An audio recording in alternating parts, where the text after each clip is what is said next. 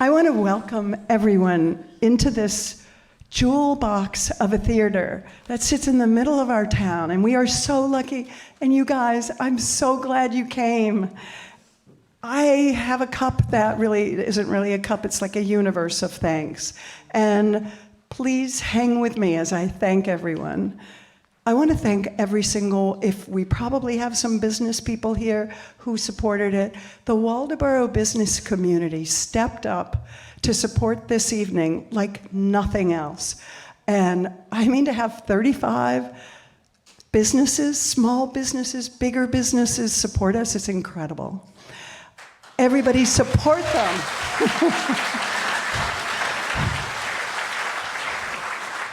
And then I want to support everybody for saying, yes, I want to be part of this. I want to join. I want to be here tonight.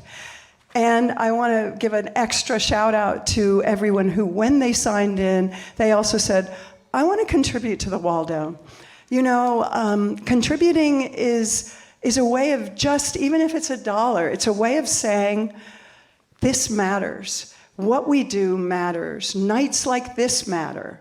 An education program, if you're a parent, an education program that reaches into the schools and in summers and after school and teaches kids, it helps develop and expand their imaginations, and it gives them they blossom when their imagination explodes. And they also blossom with presence and with confidence, and that's what we want for our children. So, and then maybe you're the kind of person who notices other things. When you give to the Waldo, it also helps keep the paint on the outside fresh, or it helps, if you're a plumber, you would know this, you would think, yeah, it's going to help keep the furnace going, or the pipes in a bad winter. And there are so many other people to thank. The Waldo has a bevy of volunteers, and if you ever feel like seeing a free show, a great way is just to sign up to volunteer. But I want to give a lot of shout outs to them. Marlise Hunter, she greets you at the front desk. She tonight is the house manager, so any questions, Marlise can handle it. And in concessions, you will see David Stias and maybe Chris Augusta. And I mean, these guys, they make you just want to linger, but you're supposed to keep going. But and then the ushers that welcome you in and that tell you where to go or where the bathrooms are. And I just give shout outs to George Bates and Barbara Boardman and Lexi Petrovich and Nadia Colvin, who volunteered at the last minute, because I asked her. Okay, it's hard to say no, but I want to encourage everybody to say yes tonight. This show couldn't have happened, maybe not this one, but certainly the talent show as an idea could never have happened without Michael Omiko. And his direction tonight is making everyone's performance better. And we are so lucky. And there are people that you aren't going to see that are working tonight, like Ashley Steves, who's the stage manager. And any issue... and you won't see Barb Higgins. Where are you, Barb? Anyway, but she's making sure each person gets out on time. You are seeing a little bit our Dynamite Tech team, Eddie Holmes and Orrin Robinson, and they're over there. You're not seeing the videographer because, and when you want to see this on YouTube, you're going to think, oh, Lee Moonsong did it. So really, we owe her a profound thanks. And Chris Davis, wherever he's always roving around, and he's always there. Oh, by the way, he has a hook to take me off the stage.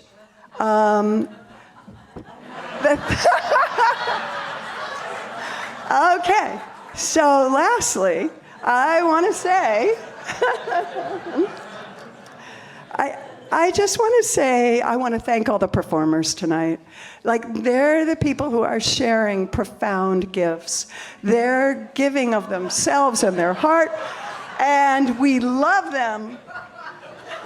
And I want to say that, okay, honey, I'm getting off in 1 second. Okay, so there's magic. Okay, they're going to create a spell. And they're going to create that, and it's going to land on you guys.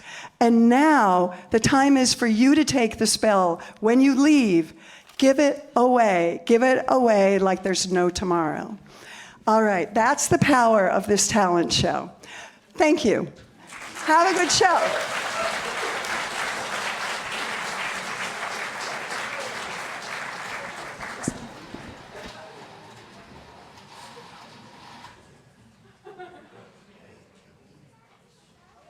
I'm Rhonda Conway, and I'm here talking about my mother, Claire Musrow Ralph. She moved to Waldoboro in the 1940s when she was a teenager, and her older brother brought her here with her mother to live, and he became principal. He was principal of the high school, Waldoboro High School. And while she was in high school, she also was an usher at the Waldo Theatre, and she was working for and with Whitey Cooney, who she much admired.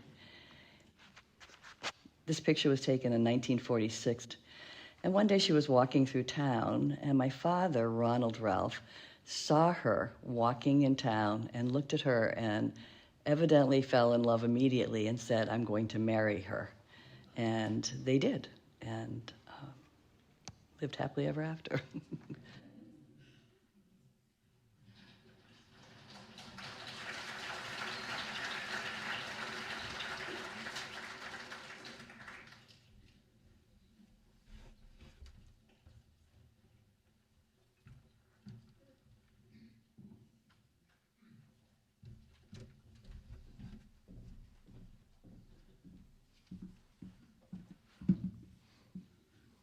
Good evening. My name is John Blodgett. I've been a resident of Waldoboro since 1965. I'm a proud citizen of this town. I'm also the current chairperson for the Waldoboro Select Board. I'm also a retired 21 years United States Marine Corps Master Sergeant.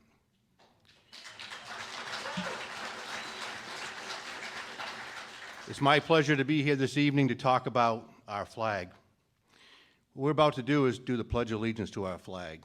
While you're doing the pledge, I want you to think about what this flag means to you. I know what it means to me. When we're young students in school, we're always taught that the 13 stripes represent the 13 colonies, and the 50 stars represent the 50 states. Let's think about the colors. I know what the colors mean to me. You should know what it means to you. The red. To me, the red stands for hardiness and valor. I think of those that went before me and fought to keep our freedoms and democracy. Look at the white. I look at white as purity and innocence. Take a look at the blue. To me, the blue is boldness, determination, and it also stands for justice. I also look at the blue and think of the two oceans between this great land, from sea to shining sea. At this time, please rise and join me in the Pledge of Allegiance to our flag. Please remove your caps. I pledge allegiance to the flag of the United States of America and to the republic for which it stands, one nation, under God, indivisible, with liberty and justice for all. Thank you.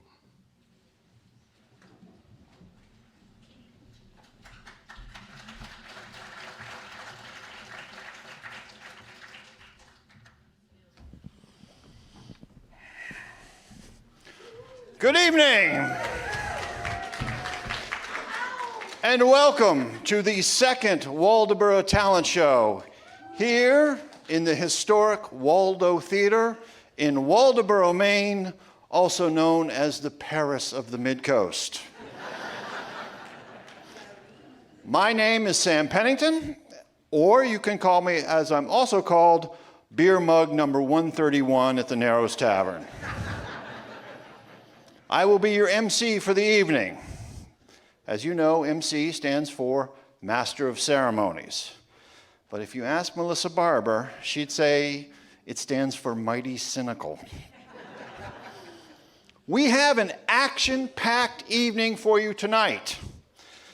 And I will tell you, the last time I said those words was the night of my senior prom at Madomic Valley.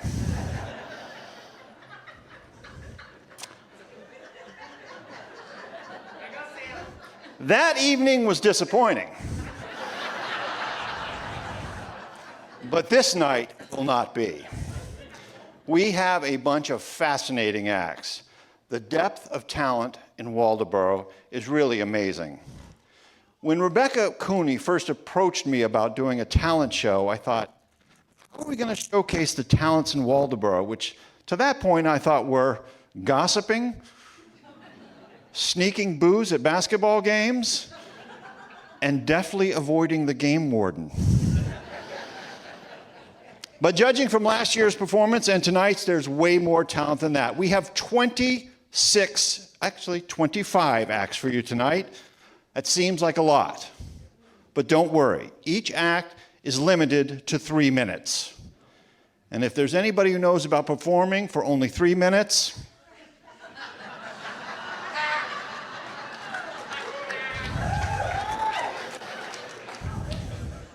it's a beautiful night, late October.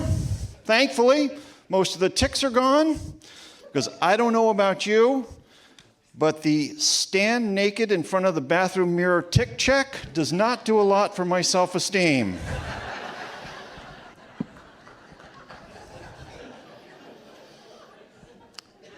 Before tonight, I asked ChatGTP, which is an AI search engine that I don't use much. I only use it when I want to see some unusual photography. I asked ChatGPT, who is the most famous person from Waldoboro? And I thought for sure it would be Governor Payne, Clyde Sukeborth, or maybe even Two Buckets. Two Buckets' real name was Eric Jackson, and he was a fine gentleman. He just had an unfortunate nickname. No, the most famous person in Waldoboro, according to ChatGPT, was Conrad Heyer, the farmer, the veteran of the Revolutionary War, and some say the earliest born person ever to be photographed alive. That was in 1852. Conrad would hardly recognize Waldoboro now, but if he was here, and with all the cannabis shops, he'd be Conrad really Heyer.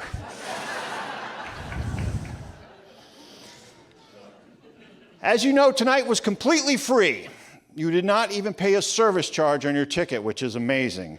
It's a wonderful, generous gesture from the Waldo Theatre. Around the theater tonight, you will see donation buckets, and there's even a QR code for you Venmo types if you want to donate that way. But let's keep the Waldo Theatre going. It is a bedrock in this community. So if you were moved tonight, donate. If you laugh tonight, donate. If you don't want to look like a cheapskate, donate. Now, like they say at the dump, let's go for it.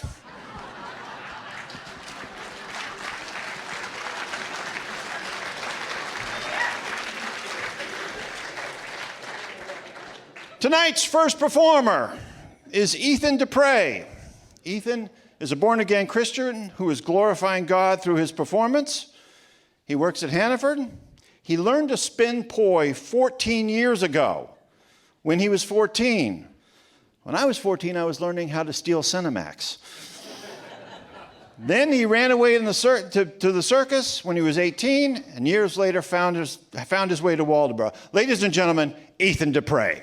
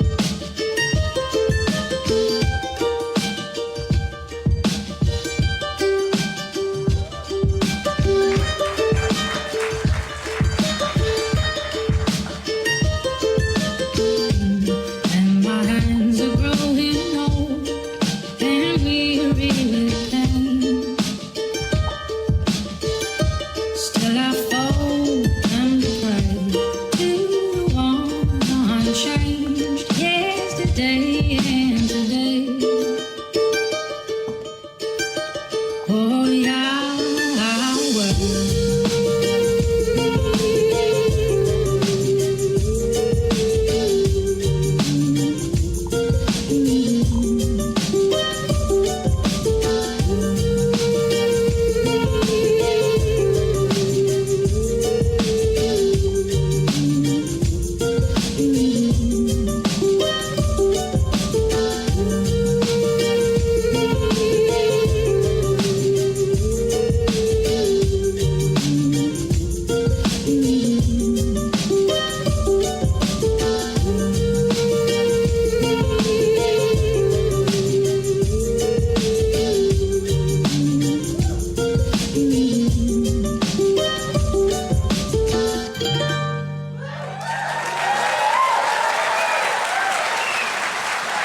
Give it up for Ethan Dupre! Amazing, an amazing performance. Next up, we have Michelle Carter. Whatever she's doing, she's singing. Her dream since a teen has always been to sing on this stage. She comes from a dad who had a band, and when he sang, he sounded just like Hank Williams, which might explain why she loves country music so much. Ladies and gentlemen, Michelle Carter.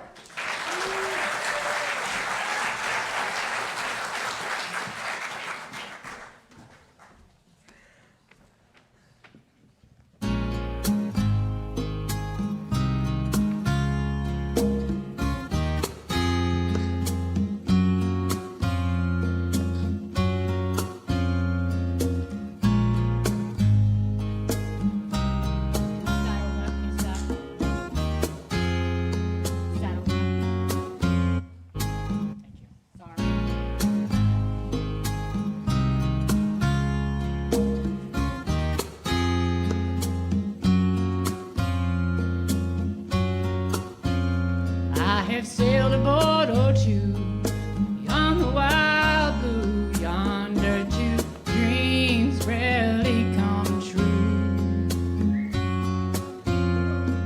As far as I can see, the silent of green, I can put my trust in just one thing. Only love sails straight from the harbor, and only love will lead us to the other shore. And out of all the flags I've flown, one flies high and stands alone. Only love.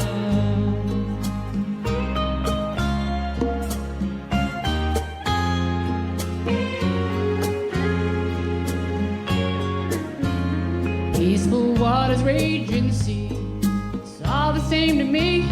I can close my eyes and still be free. When the waves come crashing down, and thunder rolls around, I can put my feet on solid ground. Only love sails straight from the harbor, and only love will lead us to the other shore. Out of all the flags I've flown, one flies high and stands alone. Only love.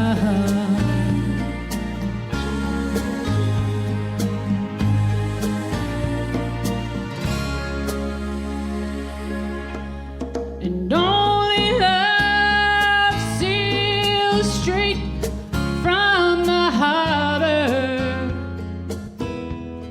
and only love will lead us to the other shore.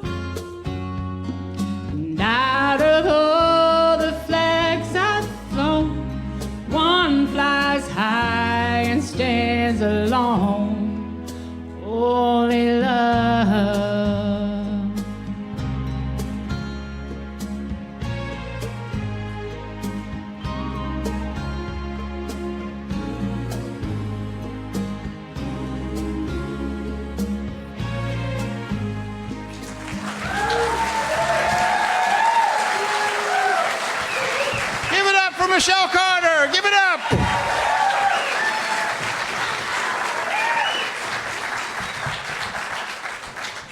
She should sing here more often, absolutely.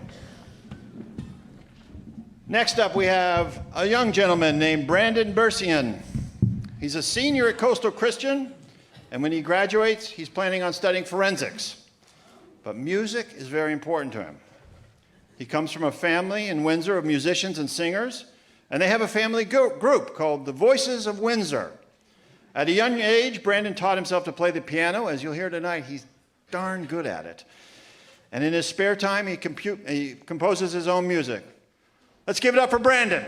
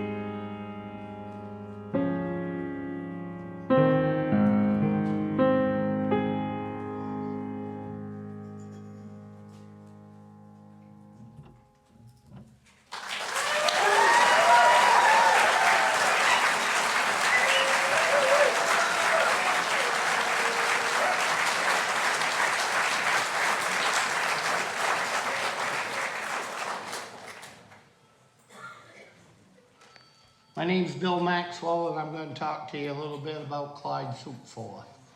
My grandmother was from the Back Cove area, and when I was little, you always went to Grandma's house for Sunday dinner. So after about 3, 4, 5 hours down there, you would be outside playing and walking up and down the roads. And I knew Clyde as just Mr. Soupforth. I didn't really get into the baseball part of it till I got a little bit older. So I just knew him as Mr. Soupforth from down the road, the very nice elderly gentleman that lived down the road from my grandmother. So when I got involved with Little League as a coach and as president, Clyde would get a hold of my mother, who was town clerk at the time, and he would tell her to give me a call to come down to the house to pick up some baseballs. Because Clyde would be hounded by autograph dealers who would want Clyde's autograph, and Clyde didn't charge for his autograph, so these dealers would get him to sign baseballs, and then they'd turn around and would sell them. So Clyde would get a dozen baseballs that he'd have to sign and send back to these dealers, but Clyde would tell them, yeah, you know, you gotta send me 3 dozen. I'll sign 1 and the other 2 is gonna go to the Little League. So when Clyde would acquire 3, 4 dozen baseballs, boxes of balls, he would call me up and say, come pick up the balls, Bill. So I'd go down, sit on the porch, talk with Clyde about baseball, because you can't not go see Clyde Souforth and not talk baseball. So after about a half hour, I'd leave with the balls. So this went on for 2, 3 years. Well, one time, Clyde said, come get balls. So I go down and I leave with like 8 dozen or so. And I get up to the field and every team had a locker. So I'm putting so many balls in each team's locker, and I open up a box, and the box, every baseball has got autographs on them. So I called up Clyde, and I said, Clyde, I think you might have given me the wrong box of balls, because there's a dozen here, and they all got autographs. And one autograph I can recognize is Reggie Jackson. There's a pause, and Clyde goes, give them to the kids.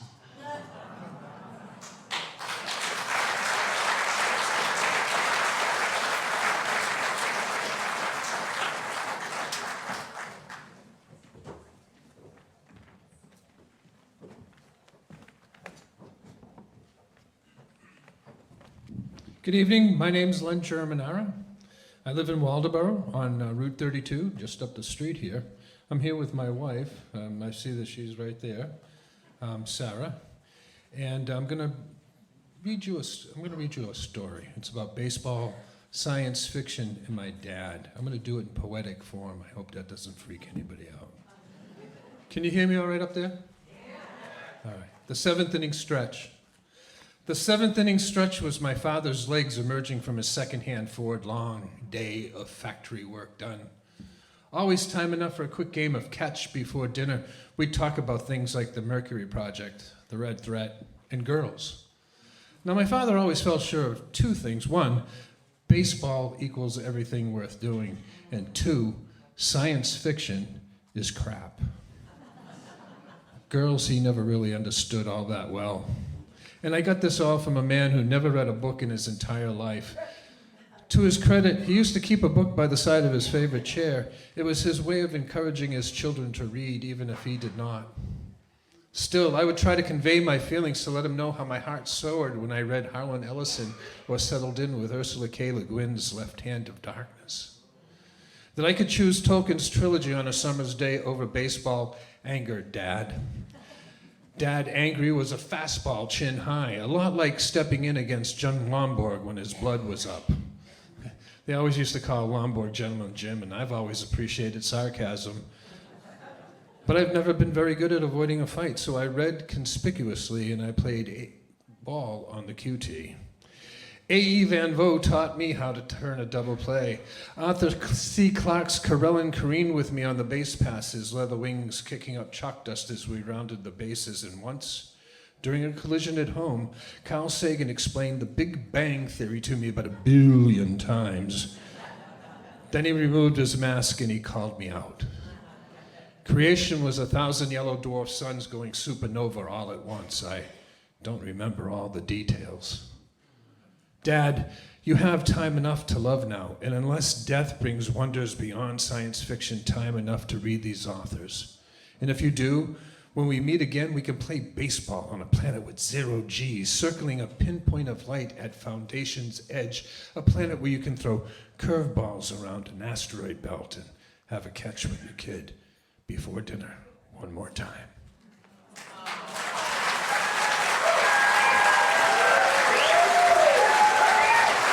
Give it up for Leonard Germanara. I'm going to call him Lenny because that's what he told me to call him. Lenny's a poet and an event organizer. He's new to Waldoboro, and he's pretty happy we're having this night. He grew up in a small town in New Hampshire, and he said, "This feels like home." He's been writing, publishing, and performing poetry for 30 years.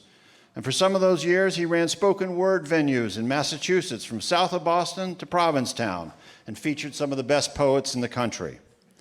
These days, he teaches poetry workshops for K through 12 kids at the Herring Gut Coastal Science Center in Port Clyde. He also gives workshops in primary and secondary schools where he introduces poetry, written observation, and journaling. Up next is Morgan, Molly, and Kraken.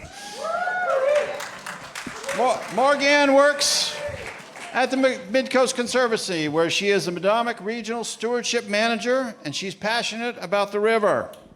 She's a scientist at heart, curious and dedicated to monitoring the river's health and all the wildlife it supports, but she's also a people and dog person. And she's got stories galore about fish, animals, and birds to share with us, and she wanted me to note that Kraken is the best dog ever. Give it up for Morgan, Molly, and Kraken.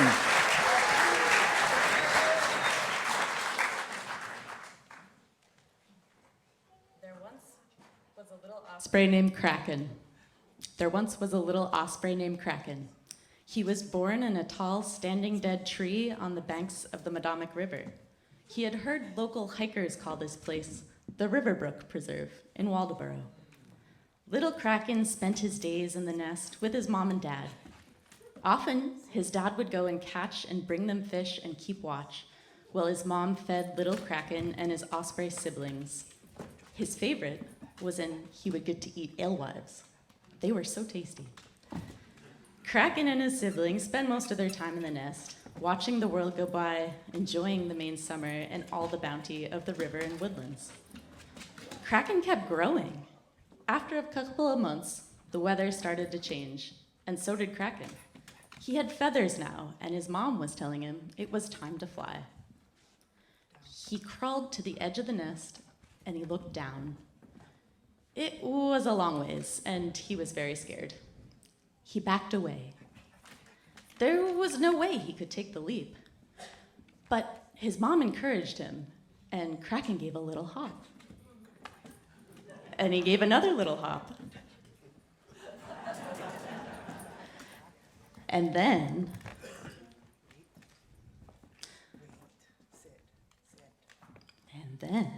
lift off.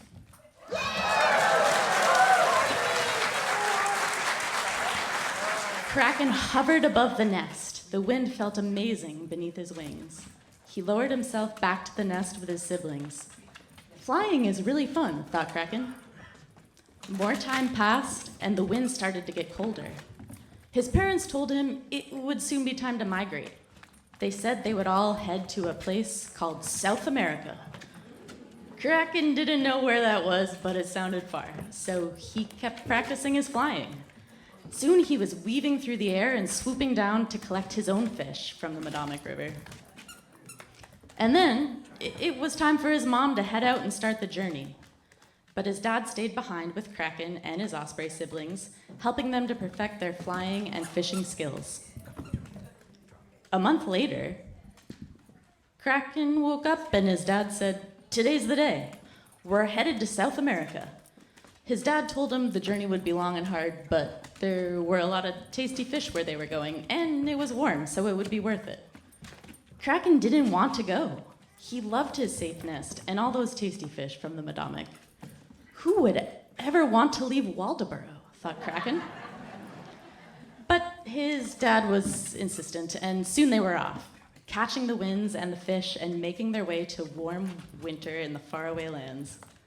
And while Kraken was excited to see these new places, he just couldn't wait until he returned home to Waldoboro and once again got to live on the banks of the Madomic River. The end.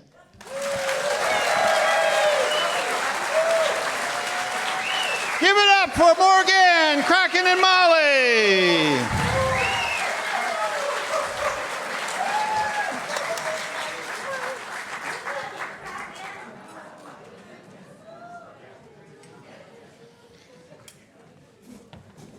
Next up, we've got Kathy Cartwright, Julia Adams, and Susan Stone. Kathy Cartwright and Julia Adams are members of a ukulele band called the Skadomfa Strummers, and they play at local events and at group homes. Susan Stone will be with them on guitar. Kathy worked as an occupational therapist, and Julia worked in special education. Ladies and gentlemen, Kathy Cartwright, Julia Adams, and Susan Stone.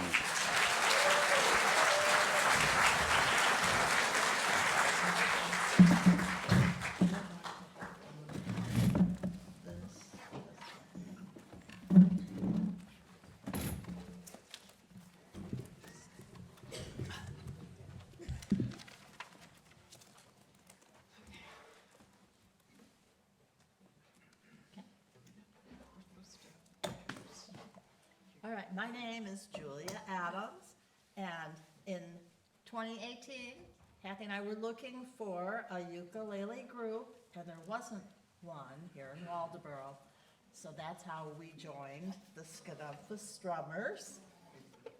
And if any of you are interested in learning to play a ukulele, or if you're already a ukulele player and want to join, we meet from 3 to 5 every Thursday afternoon in the Porter Room at the Skadomfa Library. So we'd love to have more people from Waldoboro. We'd have more people up here next year. There's even ukuleles you can borrow at the library. I'm Kathy, and I would like to dedicate Put a Little Love in Your Heart to my daughter Chelsea Cartwright and to my grandson Sylvan, and to you folks to be the community that you are. It's a wonderful community, and to the whole world, because we really need that in the bigger picture. So I hope you'll sing along with us if you know any of the lines. If you don't know anything, Put a Little Love in Your Heart. I think you can remember that. Whenever we started, you can join us, okay? Yeah, I'm sure you will remember the song. I mean, it was pretty popular, what was that, 20 years ago or so? Anyway, I'm Susan, and I shouldn't say roped into this, but I didn't volunteer. But anyway, I haven't been on stage since I was 5 years old doing I Want to Be a Little Ballerina, so this is a big deal for me.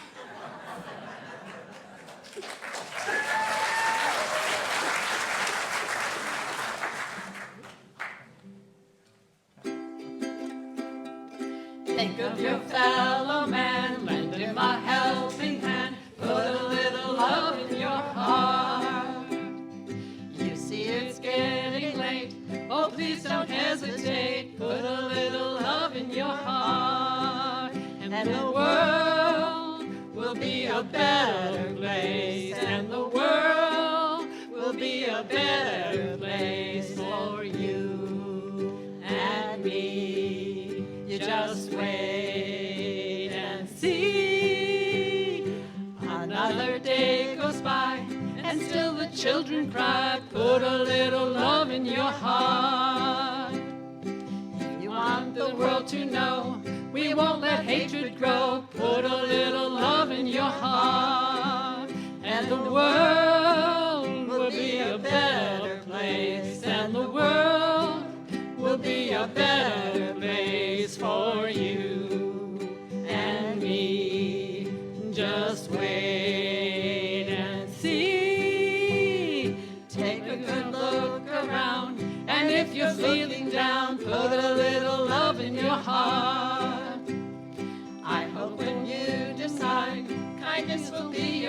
side. Put a little love in your heart, and the world will be a better place. And the world will be a better place for you and me.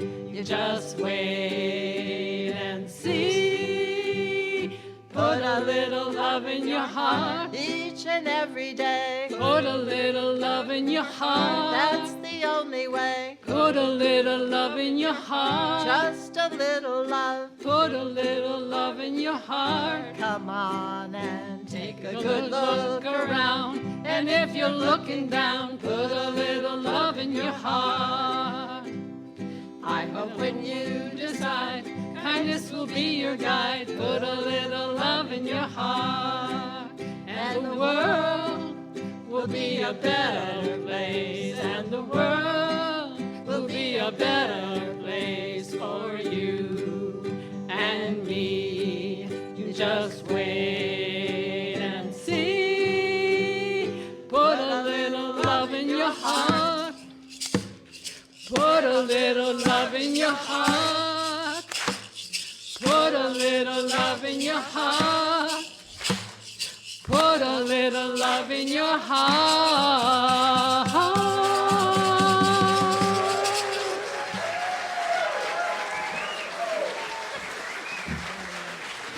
Give it up for Kathy Cartwright, Julia Adams, and Susan Stone.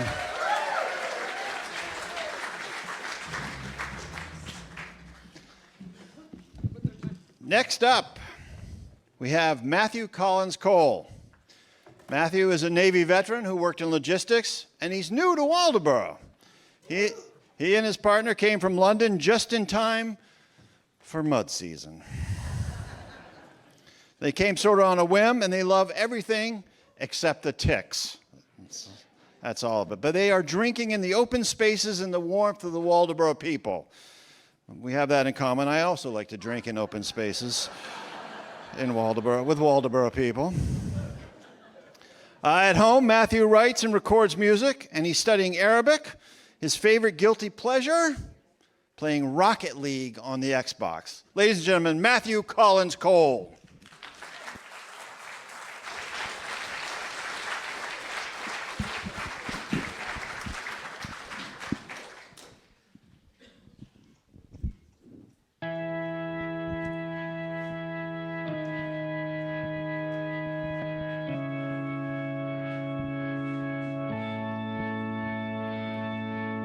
Taxi driver, be my shrink for the hour. Lead the meter running. It's rush hour, so take the streets if you wanna. Just outrun the demons, could you? He said, Allahu Akbar. I told him don't curse me, but boy you need prayer. I guess it couldn't hurt me. If it brings me to my knees, it's a bad religion. No, unrequited love. Oh, sorry guys. To me it's nothing but a one-man cup. Inside and out in my styrofoam cup. I could never make them love me, never make them love me, love me, love me, love. Ooh. Sorry, guys. Love me, love. Nerves. Love. Taxi driver, I swear I got 3 lives balancing my head like steak knives. I can't tell you the truth about my disguise. I can't trust no one. And you say Allahu Akbar. I told him don't curse me, but boy you need prayer. I guess it couldn't hurt me. If it brings me to my knees, it's a bad religion. Oh, unrequited love. To me it's nothing but a one-man coat. cyanide in my styrofoam cup. I could never make them love me, never make them love me. No, no, no. It's a bad religion to be in love with someone who will never love you. Oh, no, no, only bad religion could have me feel the way I do. That's all I got. Thank you, guys. Give it up for Matthew Collins Cole.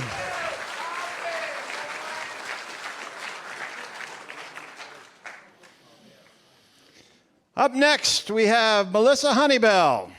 She is an artist who works in many mediums, from ceramics, product design, and printmaking. And she recently showed a series of prints about the Sheepscot River right here inside the Waldo Theatre's gallery. And this summer, she performed in the storytelling evening at the Waldo. But what really interests her is industrial design and solving technical problems as they come up, as you will see in tonight's performance. Ladies and gentlemen, Melissa Honeybell. Thank you. All righty. Nice job. Thank you for the prop. Memory's a funny thing. I think of my memory as a court jester who lives in my brain, loves to play tricks on me. And when memory gets together with emotions, anything can happen. For example, for most of my life, I thought my grandfather taught me how to tie my shoes. No. But this is how I remembered. It was a day in college. I was there with 60 other industrial design students listening to an instructor give a lesson. The instructor was my father. He was a great teacher because he had a unique way of explaining what good design is. Halfway through his lesson that day, he says, "Everybody stand up. I'm going to show you how to tie your shoes." Now this caught my attention because I knew the best way to tie your shoes. My grandfather taught me, and I didn't think that my father knew a better way.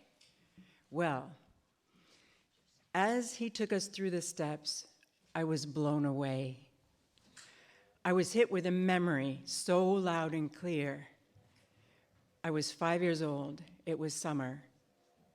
We were on the front steps. I was showing my father that I knew how to tie my shoes. But instead of the praise I was expecting, he says, "What's that, the Portuguese way?" Then he says, "I'm going to show you the best way to tie your shoes, and you'll never go back to that way." And he did. And I never went back. But I grew up thinking that my grandfather taught me because I forgot that scene with my father. Over the years, all I remembered was the Portuguese way. And my grandfather's Portuguese. And I'm very proud to be part Portuguese. So I connected the lesson of how to tie my shoes with my grandfather. What I needed was that memory to come flooding back that day in class, many, many years later. The whole thing came back, and I finally knew how it really happened. It was my father, who I always wanted more attention from. He taught me how to tie my shoes. Twice, actually. So I'm psyched to show you the best way to tie your shoes right now, all right? You ready? Okay. Let's see here. If you've got laces, hardly anybody does anymore, but if you got laces, you can follow along. All right, we all know this part, all right? You get started like this, and then things can vary, but you basically have two loops, right? So You got your bunny ears maybe, or maybe you just start rapping. Either way, you're gonna put one loop over the other, pull it through the hole. Now, wait a minute. Take that same loop and pull it through again. Okay? When you do this, it won't come undone, but unlike a double knot, which is hard to untie,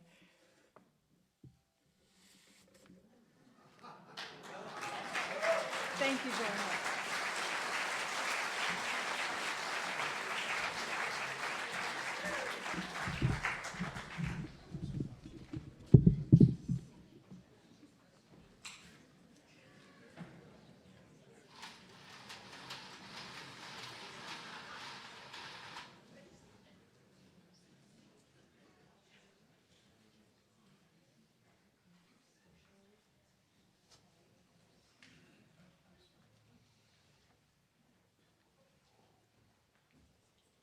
I went to Laverne's every Monday, and there was a whole group of us that hooked.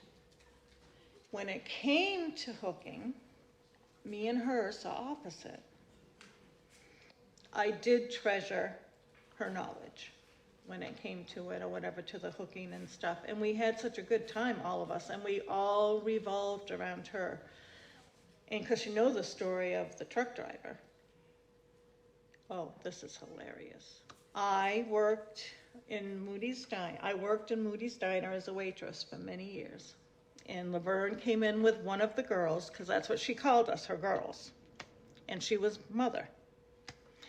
And so I had started a project, but I had a baby, and that ended the project for 18 years.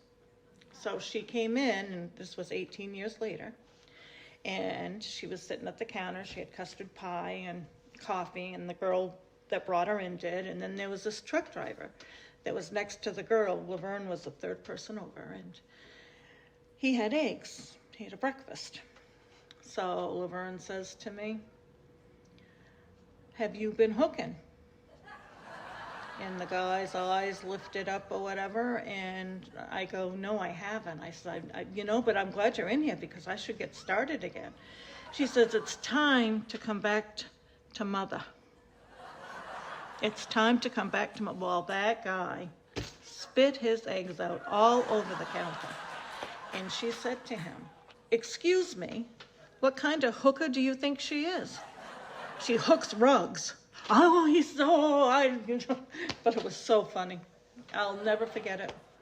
Never forget it.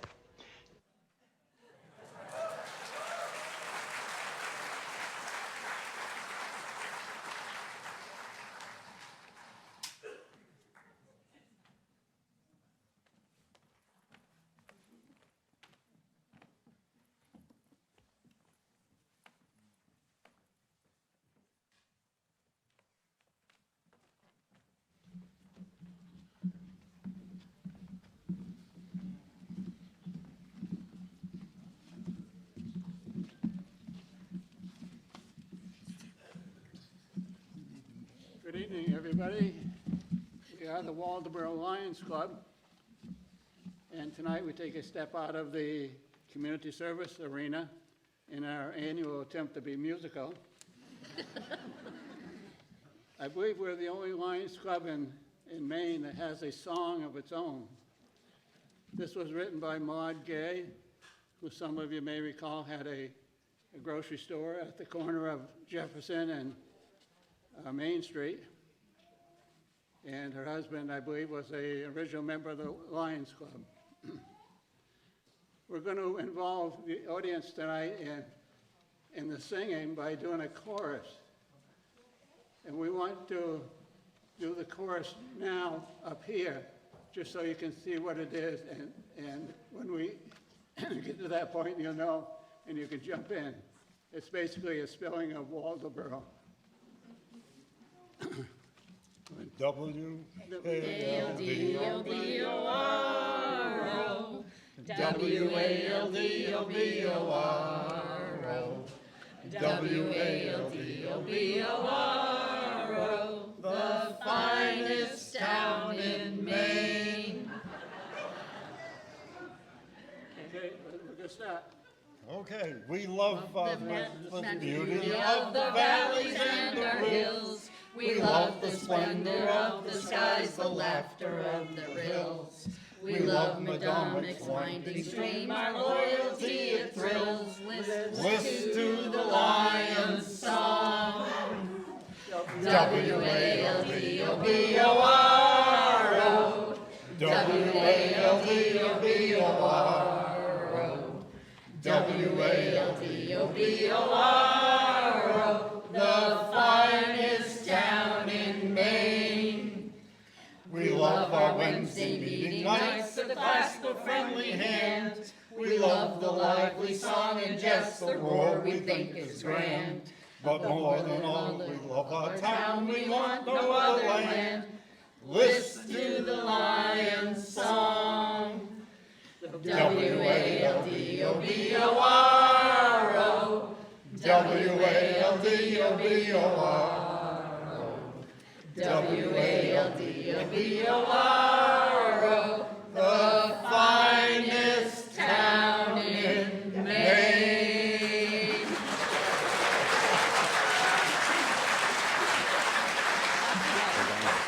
Give it up for the Lions Club!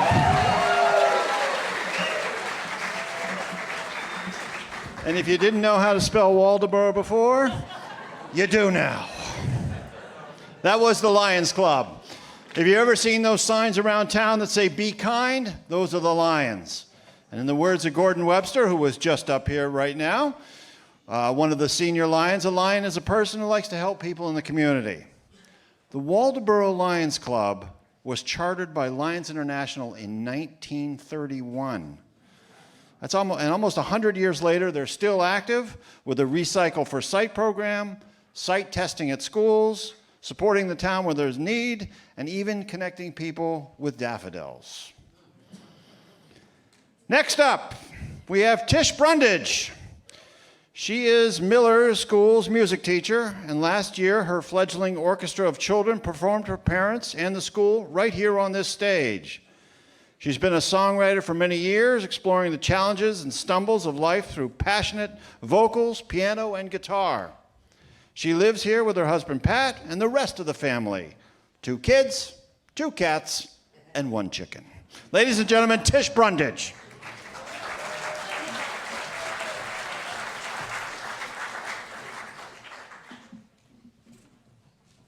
Hello, Waldoboro.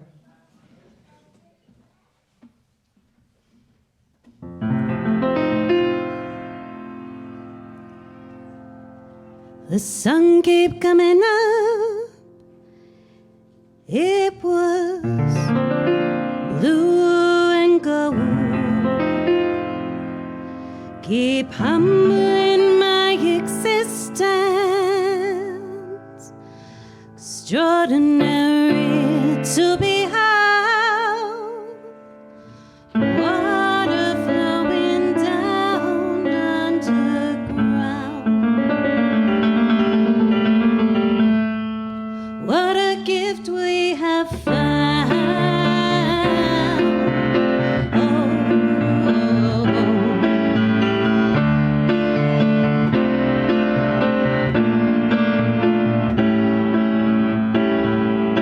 Elder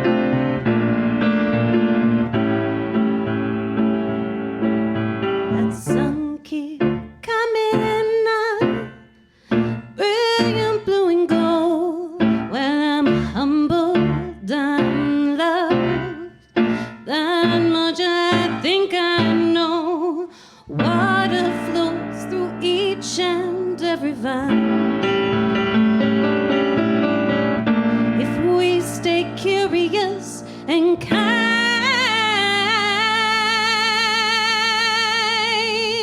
the gifts we could find.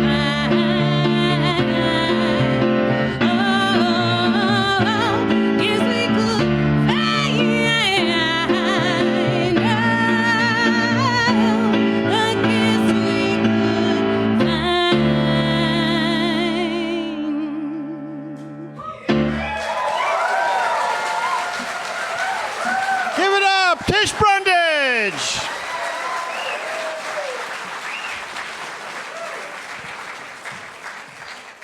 Next up, we have Rebecca Brackett, who has lived in Waldoboro for 32 years. She works in Augusta as an anesthesiologist, and she loves to build things and figure out how things work, which is why she likes the songs of Bernard Cribbins so much, because he wrote and recorded stories of building and making things and made them into songs. And the one she's going to sing tonight is about digging a hole. Ladies and gentlemen, Rebecca Brackett.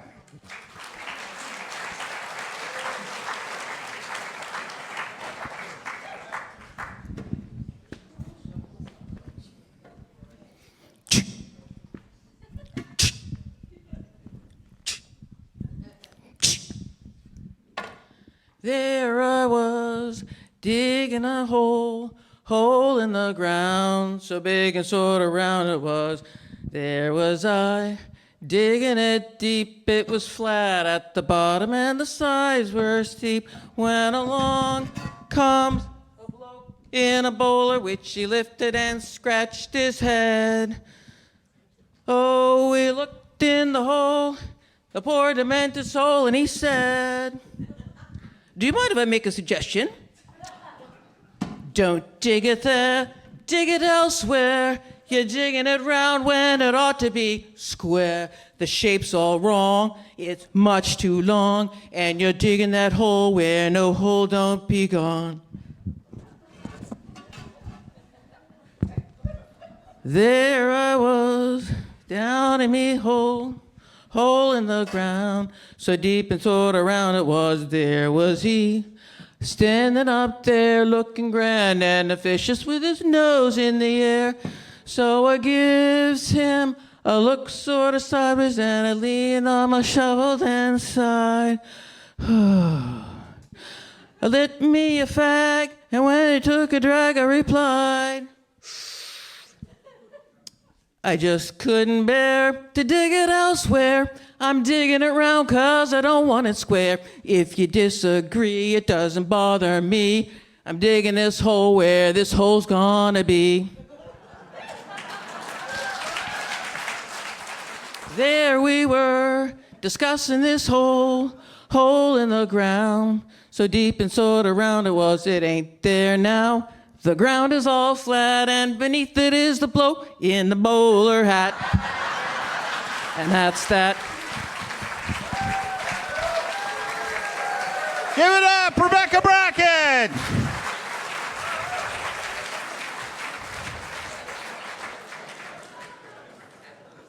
Next up, we have kind of an energetic act called Aging Gracefully Movers and Shakers.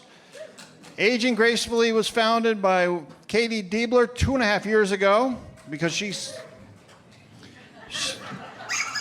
saw a need for fitness and socialization among the aging members of the community to help with the balance, range of motion, strength, and cardio. Clearly.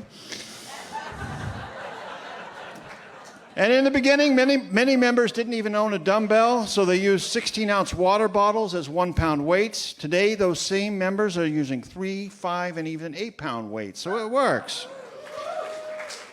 Darcy Prock is the alternate teacher and leads the group tonight because Katie, who also runs a small farm, in addition to managing the Good Things thrift shop, is recovering from a shoulder injury. The members of the group with Darcy are Jeannie Chadwick, Bonnie Orff, Rhonda Conway, Delia Moley, Louisa Wincheback, and Deborah Willette. Ladies and gentlemen, Aging Gracefully, Movers and Shakers.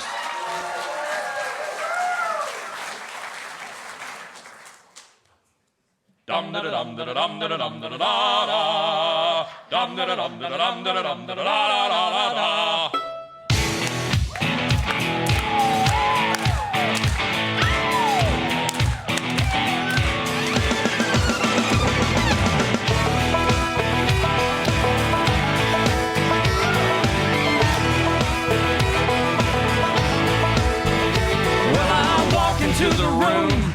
passing out $100 bills, and it kills and it thrills like the horns on my Silverado grill. And I buy the bar a double round of Crown, and everybody's getting down in this town. Ain't never gonna be the same. 'Cause I saddle up my horse and I ride into the city. I make a lot of noise, 'cause the girls, they are so pretty. Riding up and down Broadway on my old stud Leroy, and the girls say, save a horse, ride a cowboy. Everybody says, save a horse, ride a cowboy. Well, I don't give a dang about nothing. I'm singing and bling-blinging while the girls are drinking. Long necks down, and I wouldn't trade old Leroy or my Chevrolet for your Escalade or your freak parade. I'm the only John Wayne left in this town. When I saddle up my horse and I ride into the city, I make a lot of noise, 'cause the girls, they are so pretty. Riding up and down Broadway on my old stud Leroy, and the girls say, save a horse, ride a cowboy. Everybody says, save a horse, ride a cowboy.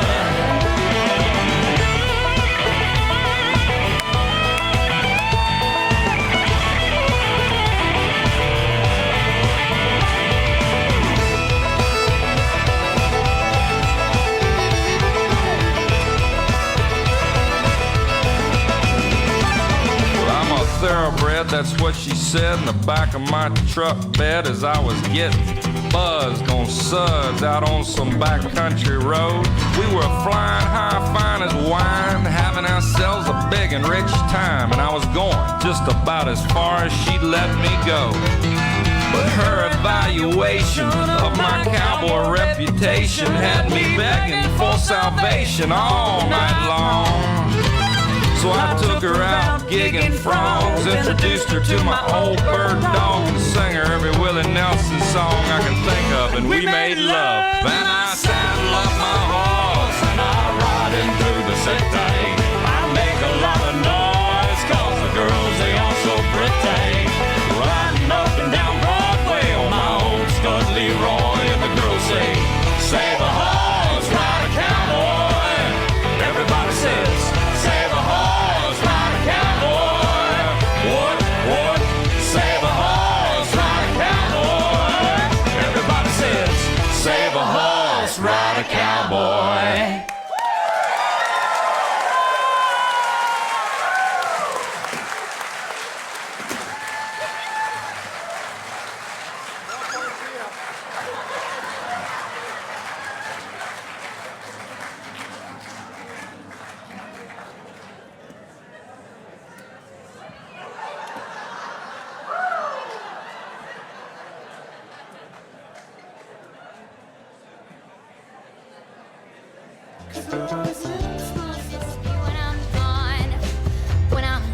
Okay, as intermission's winding down, we got a little wrinkle in the program here. There's going to be a ticket giveaway. In 2 weeks, on November 7th, I Am Tongi will be playing here. I believe he was the winner of the American Idol competition 2 years ago. The giveaway is for 2 tickets in the second row and a backstage tour. How we're going to give these tickets away, I suggested we just have one big battle royal fist fight and the winner wins, but I lost that argument. Instead, Mr. Bates here, Mr. George Bates, will be presenting the tickets to whoever has the closest birthday to June 5th, 1990. Now, if you got a birthday close to June 5, 1990, see Mr. Bates, and he'll give you the tickets.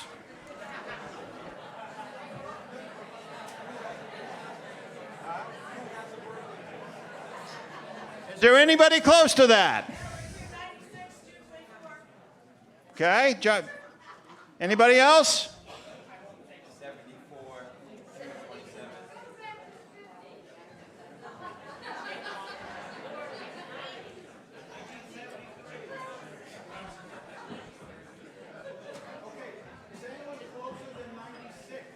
Anybody closer than 96? 91? June 5th, 1990.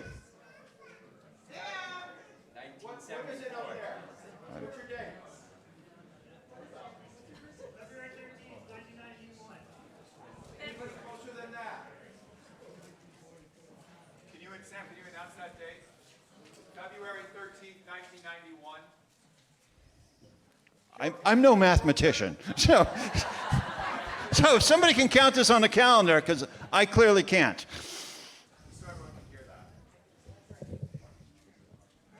Okay, all right. You're the winner. I'll be up to see you in a minute.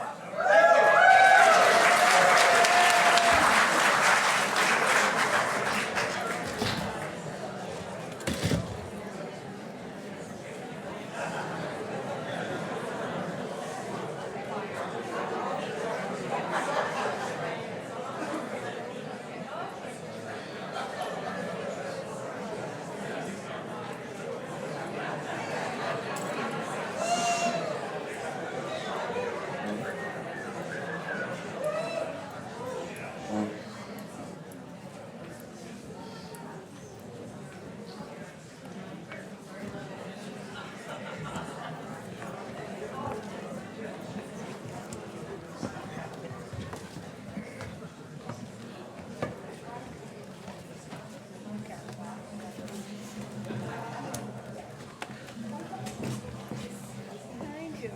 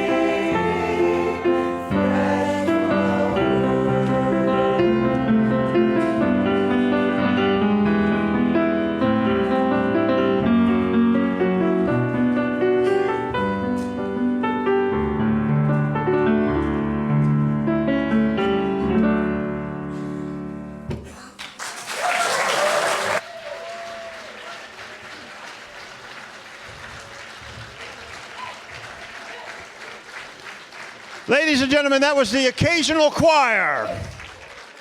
The Occasional Choir, and they sounded fantastic. That choir group started 2 years ago at Broad Bay Congregational Church by church member Karen George and pianist Barbara Bebro, who helped organize it. The choir lives up to its name. It's a group of individuals from the church who enjoy singing together and rehearse every now and then. They sing for the congregation at Sunday service, and they say tonight was their first public performance.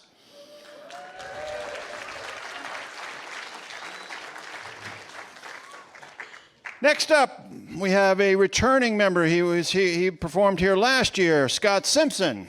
As a teen, he sang in church choirs and played guitar and started writing songs. That led him to being a front man in a Christian rock group that recorded 2 albums. These days, he's focusing on secular work, but he's still singing and writing music. Ladies and gentlemen, Scott Simpson.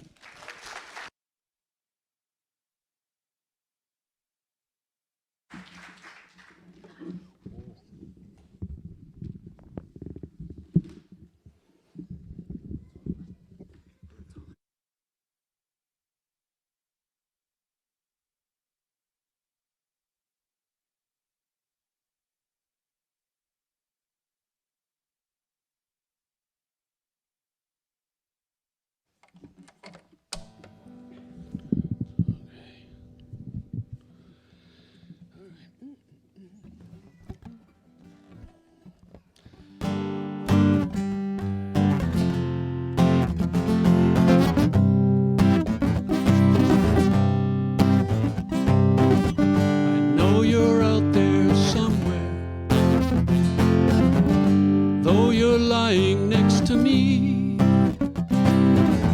we can't get any closer, but there's a distance we can't see.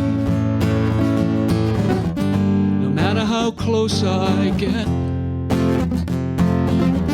no matter how near you are, there's always that space between us that makes you seem so far.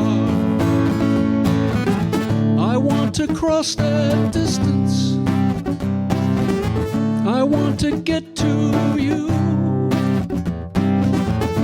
Find out what you're dreaming and make it all come true. That narrow gap between us, it's 1,000 miles wide. It feels too far for crossing, but you know I'm going to try. I'm going to cross that distance, seek until I find what's closest to your heart can be the farthest in your mind.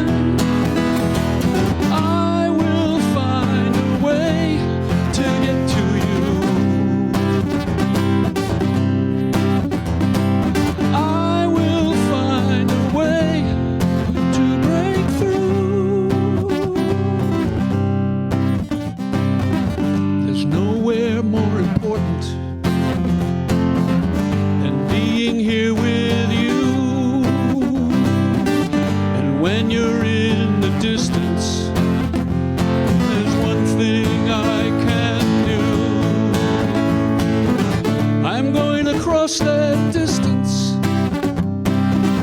I'm going to get to you. Find out what you're dreaming and make it all come true.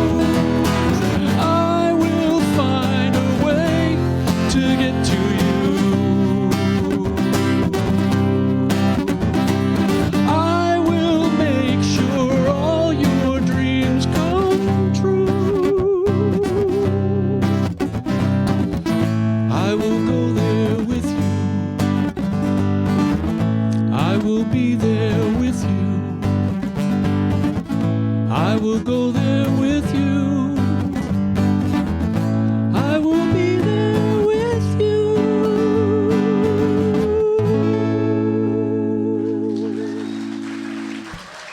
Thank you.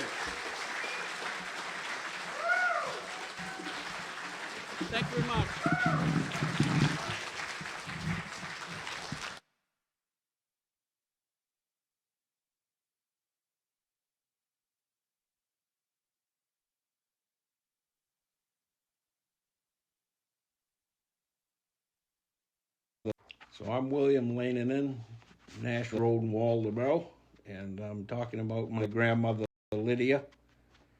And she came originally from Pieksämäki, Finland as a teenager, landed in Philadelphia to meet her sister who had come a month earlier, and they worked cooking and cleaning for people around that area. She made it up to Quincy, Mass area and ran into my grandfather, who was also from Finland, and they met at a dance hall. They got married, and then eventually they made their way to Waldoboro to raise chickens, like everybody was back then. And then when they got done chicken farming, she had always been, when she first came, she was cooking and cleaning for people, and that was her forte, I would say. And so she did that in this area as well. And one day she was working. She was due to go to work, and the car broke down. And it was a Ford Fairlane, I think about a 61 or 2. And it was going to take 2 weeks to get the part for it, and she couldn't wait. She didn't want to be missing work, so she ran out and bought a new Plymouth Valiant in 71 for $2,700.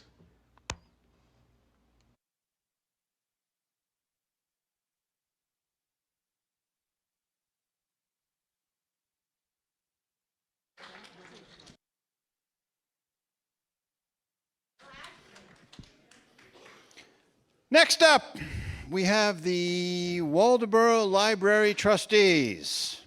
This is a book-crazy group of people willing to pass on their love of reading and libraries in this performance. Starring Kat Scove, the library director, Nancy Hayden, author and permaculture gardener, Lenny Germanara, who spoke earlier here tonight, and Ben Koenig. Ladies and gentlemen, the Waldoboro Library Trustees.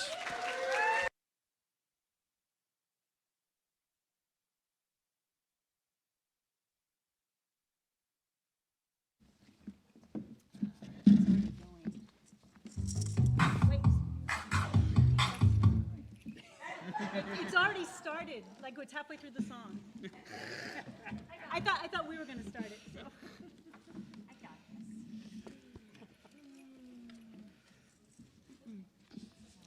You know how to start it? I'm stuffing away. It's at the top for you. All right. Enjoy. Just go ahead and push that.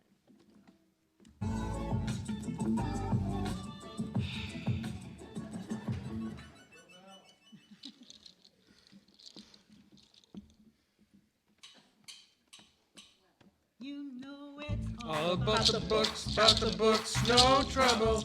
I'm all about the books, no trouble. I'm all about the books, no trouble. I'm all about the books. Yeah, it's pretty clear. I got no book fines, so I can take 'em just about any time. I got that book that all the boys chase with All the right words and all the right pages. I see those magazines, and we got videos. We know these books are real. Come on, get 'em to go. If you want movies, come pick 'em up, 'cause every Book in here is perfect from the bottom to the top. Yeah, my mama, she told me don't worry about the fine. Wop, wop, yahoo, wop, wop. She said make sure to read them and turn them back in on time. Movies, books and movies. The library really isn't that hard. Wop, wop, yahoo, wop, wap. If that's what you're into, then go ahead and get a card. Because you know we're All about the books, no trouble. I'm all about the books, no trouble. We're all about the books, no trouble. We're all about the books. Books back. Come on and tell them about the Hoopla ad. Now I'm just saying this is where it's at. And I'm here to tell you. Every book in here is perfect from the bottom to the top. Mama, she told me don't worry about your fine. Wop, wop, yahoo, wop, wop. She said make sure to read them Movies, movies, books and movies, movies. In the library really isn't that hard. Ooh, wop, wop, ooh, wop, wop. So if that's what you're into, then go ahead and get a card. Because you know I'm all about the books, about the books, no trouble. I'm all about the books, about the books,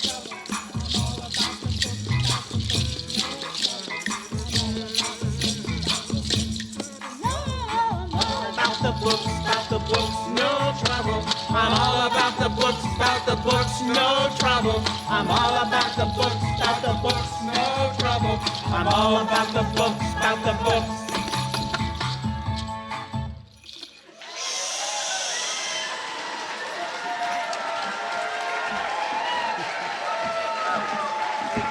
The Waldoboro Library Trustees, ladies and gentlemen. The Waldoboro Library Trustees.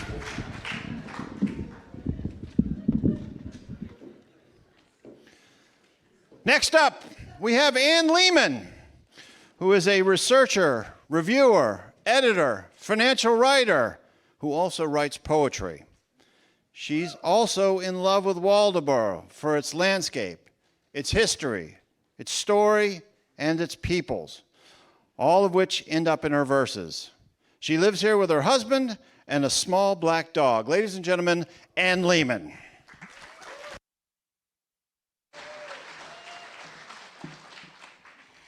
Where else can I read poems twice in a day? I mean, this is great. This is a poem that I wrote particularly for this event. And it's called Welcome to Waldoboro, How I Stopped Hating and Learned to Love the Town. Arrive at mid-morning, mid-September, midway through a week-long bike trip up the mid-coast, mildly hungry for the snacks promised at the library that you didn't know you'd reach at the middle of the hill, that you start from a dead stop with a left turn. Although the brick buildings were pretty as you paused, and the glimpse of the river now behind you, lovely as you grind up the hill, muscles screaming, breath catching in your lungs, and another left to the library, yet another hill, bright sun, and efficient people serving snacks, peanut butter and fluff, bananas, oranges, nuts and chocolate, calories, calories. Back on the bike, left again, up the hill, more hill. My God, does the hill ever bear right? Yet more hill, steeper, digging deeper. Why do I do this? Why not stop at the brewery that opens in 6 hours? I could sleep in the garden. And I'm at the top, the flat moment of triumph, and the wild, free coast over broken pavement, late hay drying in the fields, the sweetness of cows, of earth, sun warm on my face, legs relaxing until the next hill. Heading east toward Rockland and a rest day. I hoped I'd never see Waldoboro's unending hill again. Until we stood on a piece of land in a fierce north wind at -2 and decided in one glance of shared delight that yes, here was the right place to build. The dog chased geese off the rocks, a honking chorus of annoyance, returned sodden to report, and then the geese came back and off she went. The dog is gone now. Geese remain. The hills have grown no smaller, but Waldoboro's stature in my heart has gotten taller. Thank you. Ladies and gentlemen, Ann Lehman. Isn't this a fabulous evening? It's like we're putting together the greatest quilt of all time. Next up is a Waldoboro institution. It is the Family of God Quintet. This quintet has been singing harmonies for over 45 years. They've had some members come and go, but you can hear them most often at the First Baptist Church, but they also travel to smaller churches who don't have choirs, and they sing for people who are ill, in need of beautiful harmony and encouragement. The members tonight are David Cole, Don Mortensen, Benjamin Rowe, Duncan Morell, and Terry Melanson. Ladies and gentlemen, the Family of God Quintet.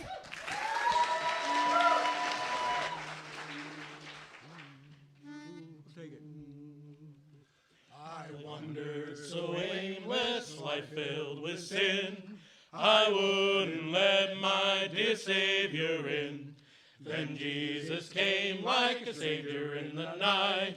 Praise the Lord, I saw the light. I saw the light, I saw the light. No more darkness, no more night. Now I'm so happy, no sorrow inside. Praise the Lord, I saw the light. Just like a blind man I wandered along. Worries and fears I claimed for my own. Then like the blind man, God gave back his sight. Praise the Lord, I saw the light. I saw the light, I saw the light. No more darkness, no more night. Now I'm so happy, no sorrow inside. Praise the Lord, I saw the light. I was a fool to wander and stray. Straight is the gate and narrow the way. Now I have traded the wrong for the right. Praise the Lord, I saw the light. I saw the light, I saw the light. No more darkness, no more night. Now I'm so happy, no sorrow inside. Praise the Lord, I saw the light. Praise the Lord, I saw the light.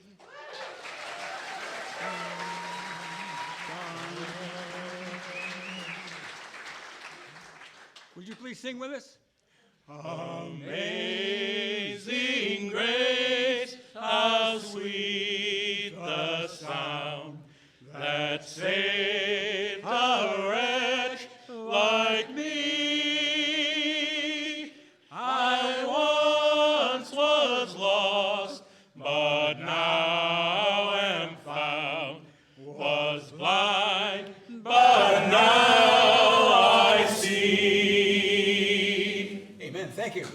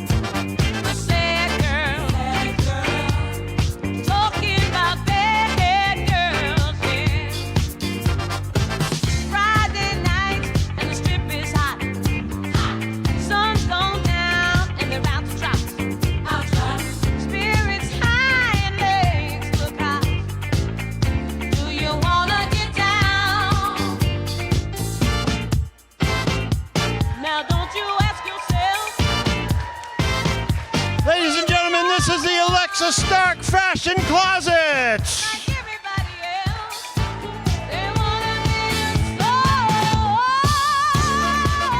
The models for the Fashion Closet are Richard Parker, Nicole Demmons, Nadia Colvin, Ron Heiser, Ann Lehman, and Rebecca Cooney.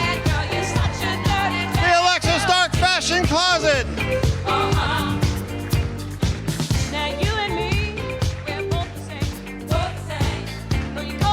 You probably know Alexa from the Waldoboro Inn, which is right next door. She's a fashion designer who upcycles clothes from the clothing closet, which is here in Waldoboro and is open on Saturdays.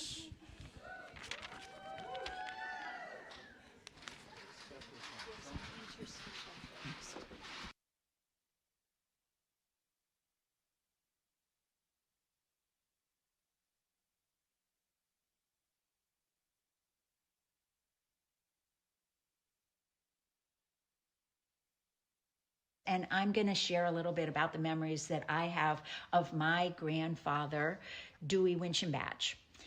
He was born, he died within 2 miles of the locations from Gross Neck to Bremen Road.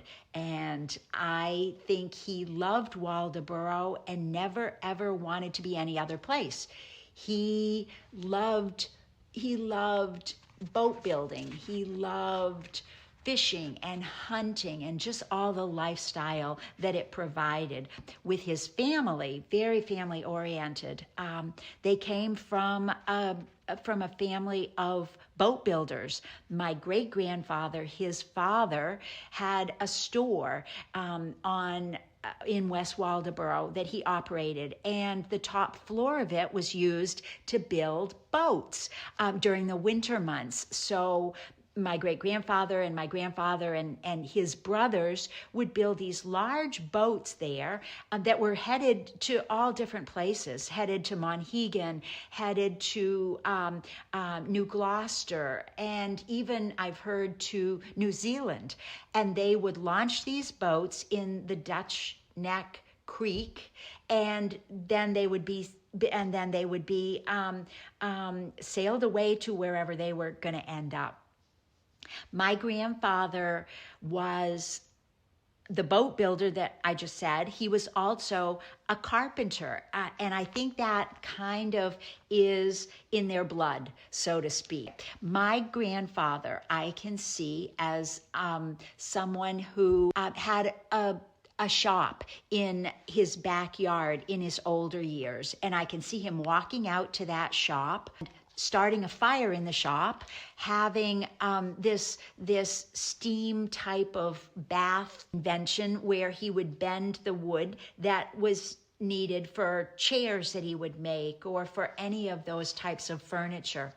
When you'd open the door of it, what you would see is the upper walls of it lined with these massive deer heads and the antlers of the deer, and how he had handwritten on every one of them the year that it had been shot. And that to me is one of the strongest memories that I have of my grandfather.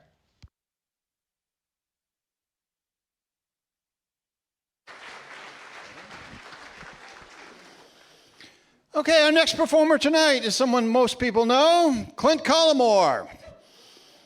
Clint grew up in Waldoboro, graduated from Maine, was a union leader at Bath Iron Works, and is a fourth generation lobsterman. Ladies and gentlemen, Clint Collymore. Thank you, sir.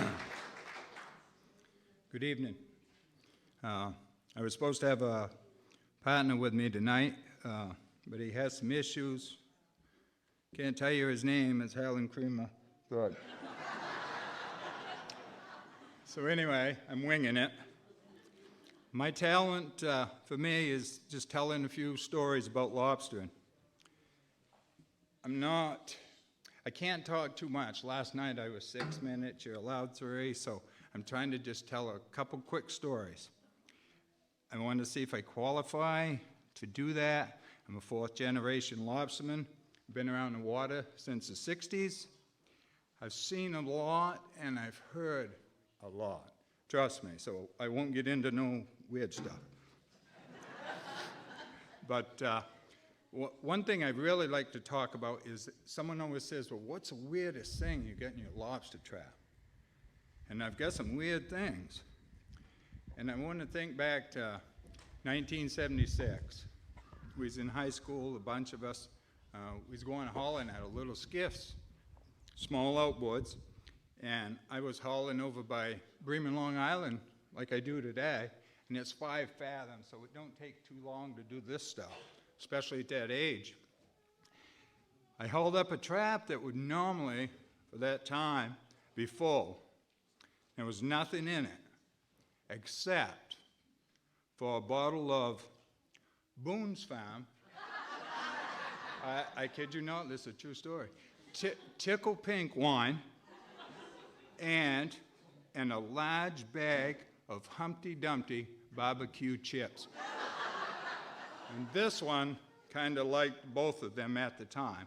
So obviously my lobsters was missing and someone knew something. So I assumed someone got some lobsters, and the lobsters got my chips because the bag was obviously flattened and cleaned out. True story. The second story I want to talk about is, this was just 3 or 4 weeks ago. We've been waiting and waiting to get downriver. If you're a lobsterman and you're down in 35, 40 fathom, you say, well, you're waiting to get downriver. Well, I don't have one of the biggest boats in the world, but it's pretty good size. And it's a Sunday, so I've got to go. My stern man, I don't know if Dustin Campbell's here or not. Well, I can tell you, when we go on the weekend, Clint runs not only a lobster boat, but he runs a daycare. And whoever Dustin has for children, they end up on the boat. So I got boarded. Everyone know what that is? Oh, yeah. Yeah, the pretty people show up with a nice boat and all the badges and this and that. And they want to check a few lobsters. So the warden, if you will, he comes up and he says, Mr. Collymore, could I have your license? I pass him my license. He said, does anyone else have a license? And I said, well, what do you mean? I said, I've got a license that covers me and Dustin. He goes, oh no, I see hands going everywhere. There was all kinds of stuff happening here. Well, yes, there was. Them 2 of his boys was really into it. And this one, yeah, I'm in high school now, you know. And so, geez. So the warden finally came on board and he checked out a bunch of lobsters and everything was good. And while he was doing that, right here is the cover to a big, powerful John Deere motor. And there's a kid laying on there with all kinds of blankets on, everything, just comfortable, just snoring away. And he looks right at me and he goes, Clint, Dustin's, right? I said, certainly is. That's my daycare part. He goes, you're all good. To wrap that day up, bottom line, no summonses. I think they felt bad for me. Thank you very much. Ladies and gentlemen, Clint Collymore. Take a bow, Clint.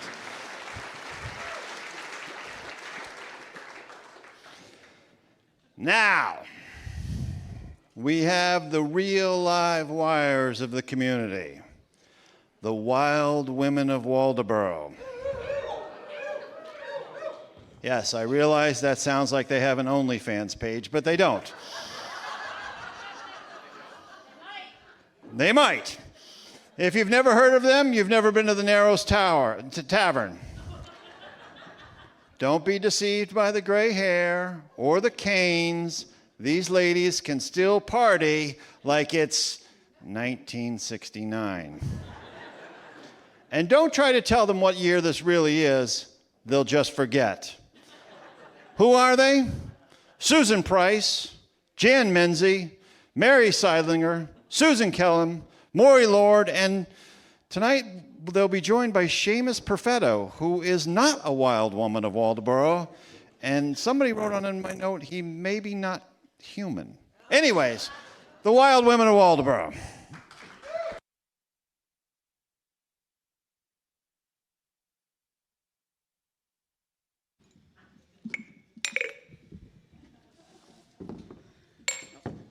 What are we toasting to tonight? Don't tell me that we're together again. Hey, what's the matter with being together? Well, it's better than being together, really. Better than being together would be a hot man. I've forgotten where that is. They're all married or buried. Yeah, well, men are overrated, I'll tell you. All they do is snore all night. Oh, my God, you see what I see? Whoa, ladies. Wow, wow. Whoa. I think I might have to have another beer. I sure do miss it, though. Okay, enough of that. Let's toast to us. We're the only senior citizens in Waldoboro that know how to get down. That's right. To the Wild Women of Waldoboro. Yeah, we still know how to boogie and get up and dance. We still remember the 60s. We are the 60s. And glad of it.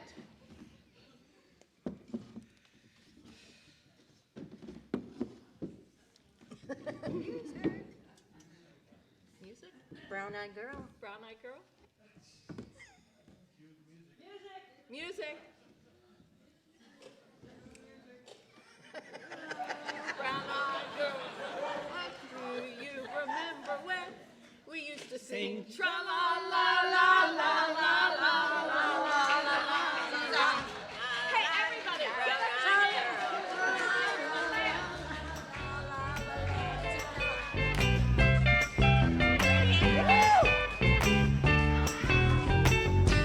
Hey, where did we go?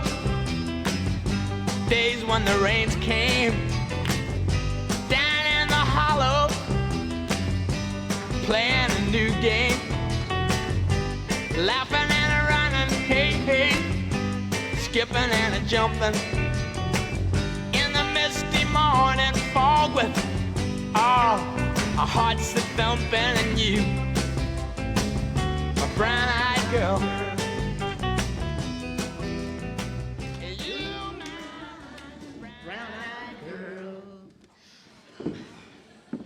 Do you know why we're toasting tonight? Why? It's Saturday night and we're alive at the Waldo.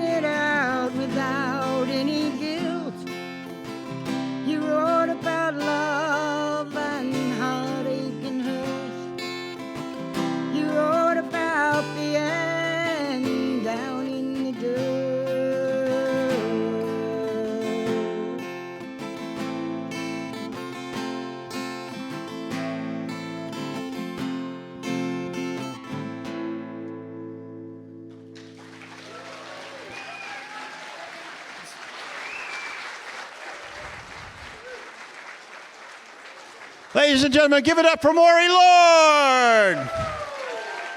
Maury Lord. Maury was one of the Wild Women. She's also a choir singer, one of the founders of Open Mic Night at Broad Bay, and she's a troubadour who writes and sings her own compositions and lyrics because she has a lot to say. Up next, we have Bells and Bowls with Peggy Davis and Pam Post.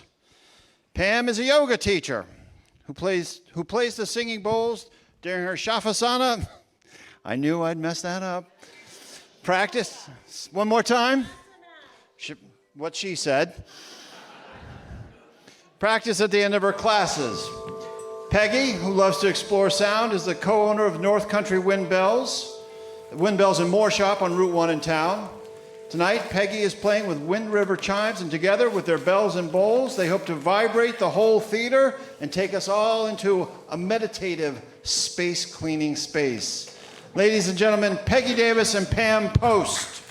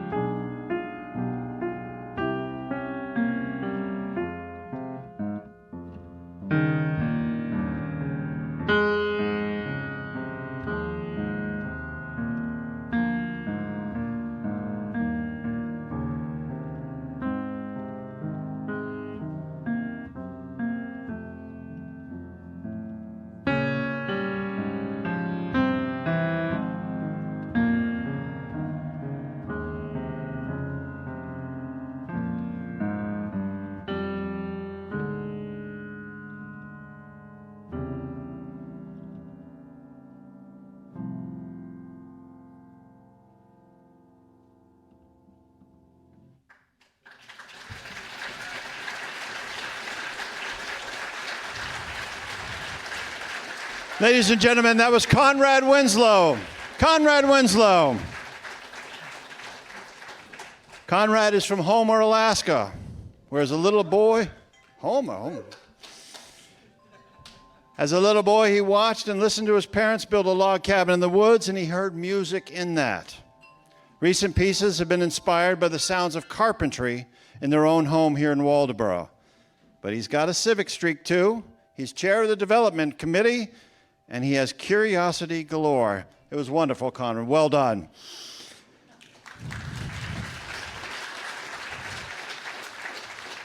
Next up, we have Michael Amico, who has served as director here tonight. Michael is a historian and writer, interpreting history through emotional underpinnings. He's the founder of the Open House of History, which is right next door. Most of you know it as the Old Library. It's a community space in which to explore Waldoboro's history. And be nice to him. He sits on the budget committee. Ladies and gentlemen, Michael Amico. Thank you, Sam. And thank you for all of these wonderful introductions about our fellow Waldoborians. I just wanted to give a shout out to Rebecca Cooney at this point in the show for all of the energy, determination, dedication, and on-the-ground legwork she did to make this happen. Without her, we would not be here tonight. So thank you, Rebecca.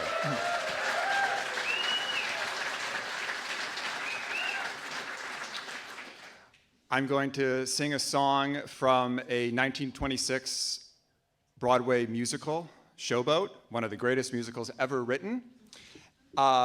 It comes late in Act 2 of that show as well. And in the show, it is sung by a character who is a late-in-life lounge singer practicing a new song in her club in Chicago after a young life, and in Act 1, as the star of the shows on the Showboat, traversing up and down the Mississippi, before it is revealed that she is a mixed-race woman married to a white man, and hence kicked off the boat, but stays with the man until his alcoholism breaks up their relationship. So I know exactly what you're thinking. I thought the same. I looked at myself in the mirror and I said, oh my God, that's me. Because the song she sings, Bill, is part of the Great American Songbook. And all of those songs created a space for all Americans to relate to the same set of universal circumstances and to, in that moment, feel something together.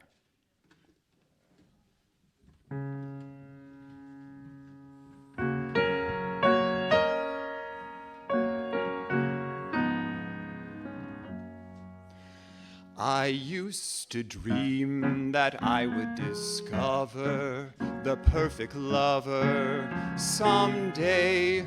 I knew I'd recognize him if ever he came round my way. I always used to fancy then he'd be one of the godlike kind of men, with a giant brain and a noble head, like the heroes bold in the books I've read. But along came Bill, who's not the type at all. You'd meet him on the street and never notice him. His form and face, his manly grace, is not the kind that you would find in a statue, and I can't explain. It's surely not his brain that makes me thrill. I love him because he's wonderful, because he's just my Bill. He can't play golf or tennis or polo or sing a solo, Waldoboro. He is not half as handsome as dozens of men that I know. He is not tall and straight and thin, and he dresses far worse than Ted or Jim. And I can't explain why he should be just the one man in the world for me. He's just my Bill, an ordinary guy. He hasn't got a thing that I can brag about, and yet to be upon his knee, so comfy and roomy, seems natural to me. And I can't explain, it's surely not his brain that makes me thrill. I love him because he's, I don't know. Because he's just my Bill.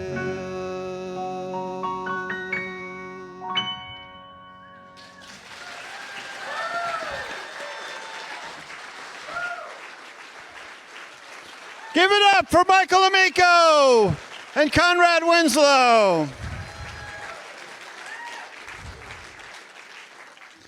Next up, we have an act that calls itself EMS Vital Signs. It's Kevin Curry and Rob Bickford.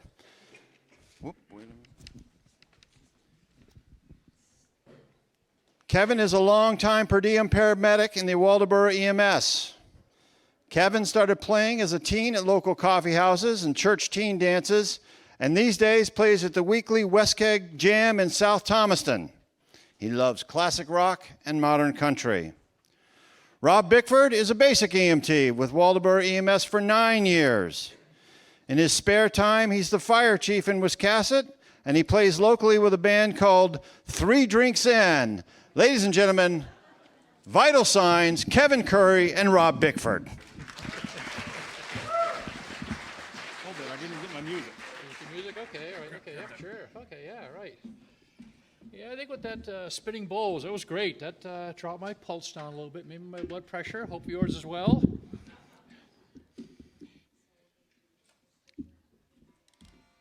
And a little strum sound check, please, from the sound crew.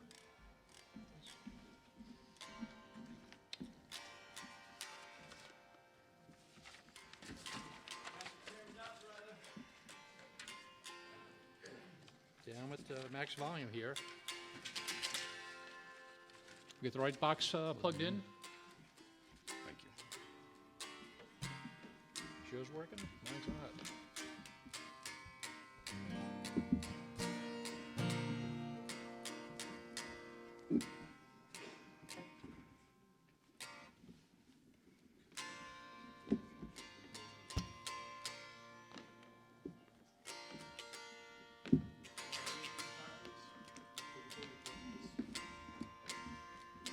Change cables? Okay. Well.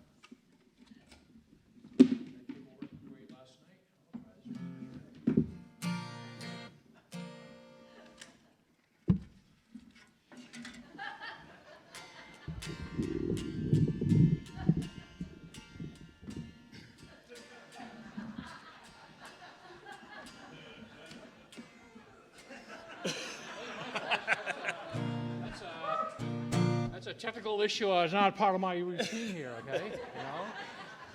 And I can hear my guitar sound from here, but you can't. So I guess, You're not plugged in yet? not plugged in. No, you plugged in for a different cable. Yeah, he's working. Here we get another technical glitch here.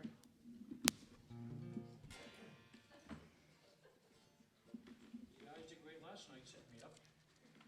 Oh, yeah, we're doing fine. Your guitar might be shorted. What's that? Your guitar might be shorted.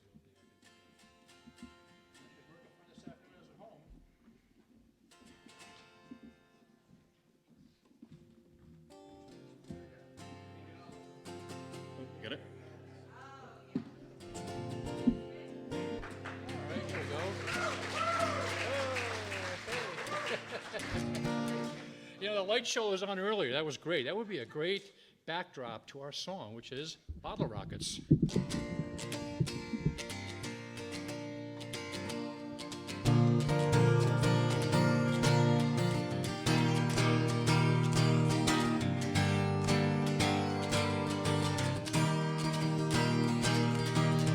Everybody's got a summer they can't forget. They hold on to and go back to. Yeah, mine's on the Carolina coast, still burning in my mind like a red sunset. Chasing them birds till September, what I remember most. Bottle rockets in the sky, bare feet in the sand, moonlight in her eyes, cold beer in a can, moonlight on the waves, her kiss in the dark, a smile on her face when she make me break out on my guitar and play. Hold my hand, hold my hand. I can still feel her fingers wrapped up in mine. Hear her laughter, see her dancing. Yeah, make more than that sundress spin. Who says you can't go back in time? Yeah, when that song, when it comes on, I'm on rewind and I'm 17 again. Bottle rockets in the sky, bare feet in the sand, bonfire in her eyes, cold beer in a can, moonlight on the waves, her kiss in the dark, a smile on her face when she make me break out on my guitar and play. Hold my hand. I want you to hold my hand. Hold my hand. Want you to hold. I got a hand for you. Yeah, I got a hand for you. I want to run with you. Won't you let me run with you? Yeah.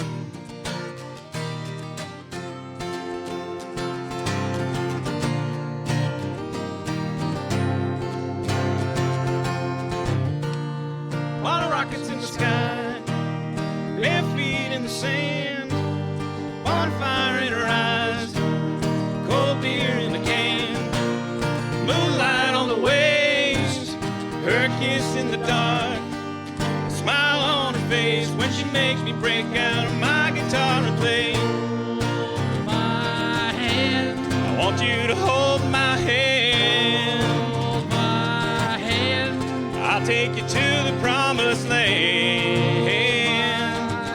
Maybe we can't change the world, but I want to love you the best that I can. Bottle rockets in the sky, the best that I can. bare feet in the sand, Best that I can. bonfire in her eyes. Oh, I want to love you the best that I can.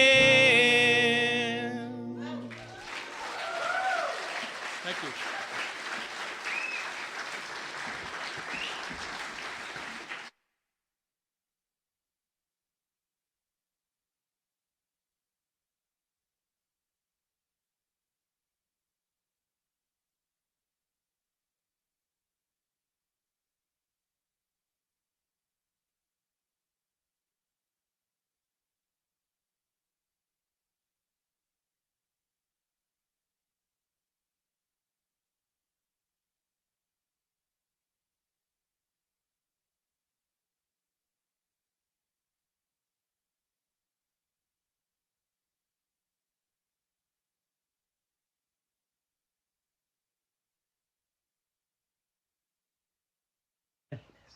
My name is Beth Brenner, and I'm a wife of Guy Donald Benner, my husband. I will say that he was a very hard worker. He loved farming. He loved police work. He loved his family. We met in school. We rode the same bus. He used to pull my hair. It was love at first sight, I guess. He couldn't get by my blonde hair. So that's why we met, was on a school bus. My name is Kendall Benner, and I am the son of Donnie Benner. I grew up in a family of 7 children, and I was number 5. And from a young age, we all chipped in on the farm to help weed and potato bugs and planting and harvesting. From a young age, we learned a great work ethic from my father.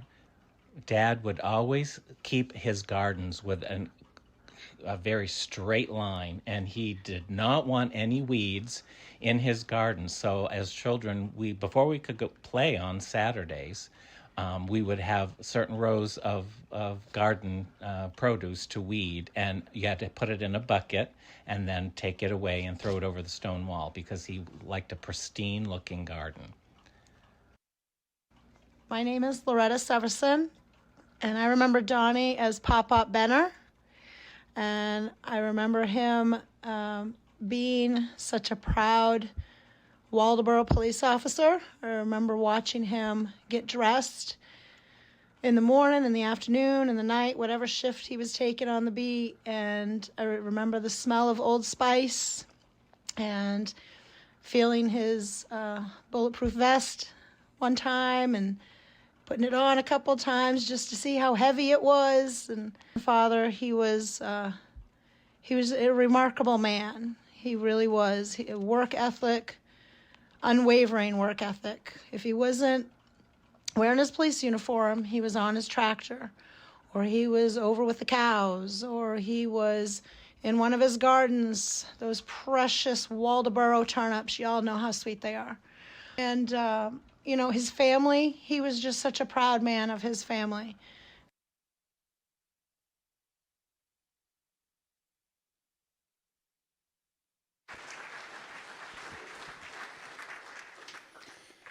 Now it's time for our final act of the evening. Becky Libby.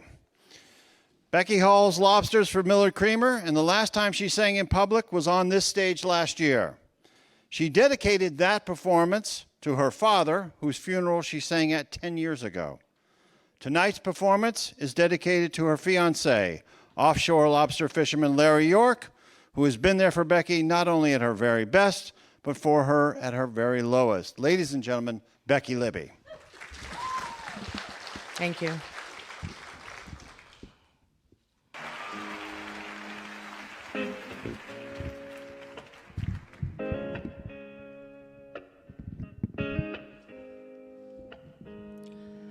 There's a light, a certain kind of light. It's never shone on me. I want my life to be live with you, live with you. There's a way, everybody say, to do each and every little thing. But what does it bring if I ain't got you?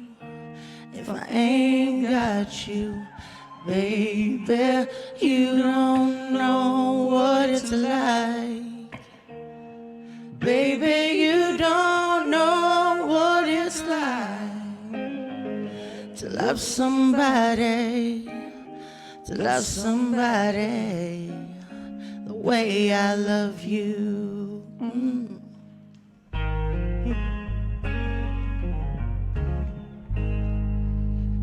In my brain,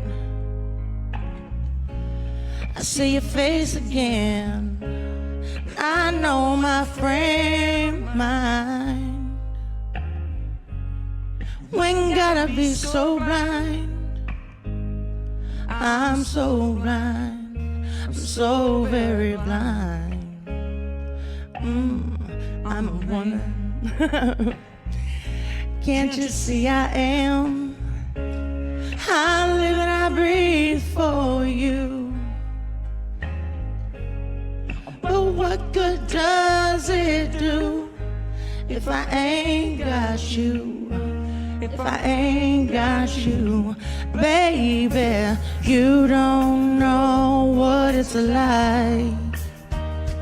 Baby, you don't know what it's like to love somebody, to love somebody the way I love you. Tell me now.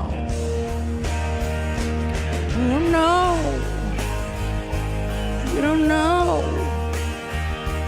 Hey, you don't know what it's like. You don't know what it's like. You don't know what it's like.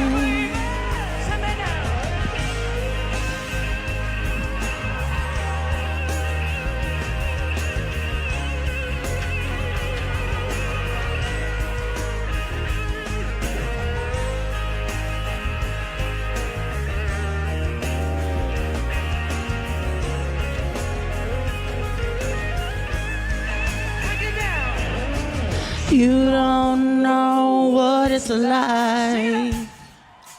Baby, you don't know what it's like. Keep it going now, sing it to me, tell me now. You don't know what it's like. So good.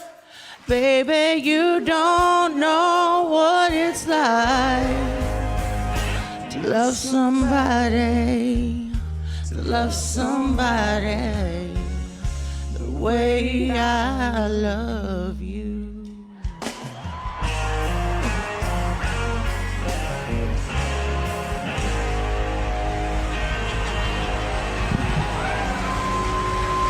Thank you. Give it up for Becky Libby.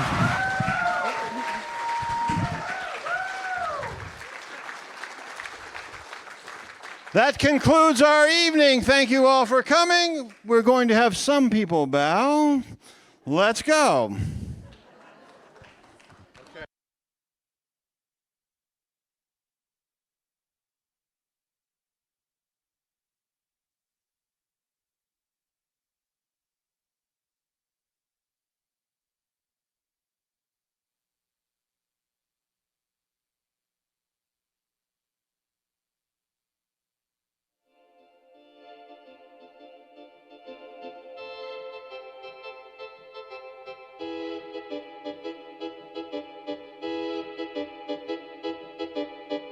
You're up, you'll get down.